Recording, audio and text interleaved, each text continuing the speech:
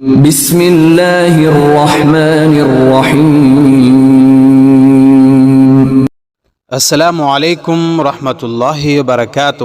حضرت ابو امامہ رضی اللہ تعالیٰ عنہ سے روایت ہے، رسول اللہ صلی اللہ علیہ وسلم نے فرمایا، میرے نزدیک سب سے زیادہ قابل رشک وہ مومن ہے جو ہلکا پھلکا کم آمدنی والا ہو، اسے نماز سے وافر حصہ ملا ہو، نفلی نماز اور تہجد زیادہ پڑھتا ہو، لوگوں میں گمنام ہو، اس کی پرواہ نہ کی جاتی ہو، اسے ضرورت کے مطابق رزق میسر ہو، اتنا زیادہ رزق نہ ہو کہ بچا کر رکھا جائے، وہ اس پر صبر کرے، مزید کا لالچ نہ کرے، اسے جلدی موت آ جائے، اس کا ترکہ تھوڑا ہو اور اسے رونے والیاں بھی کم ہوں۔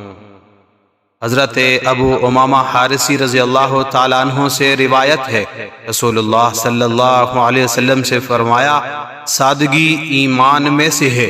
راوی نے کہا، سادگی سے مراد معمولی لباس اور غذا پر اکتفا کرنا ہے۔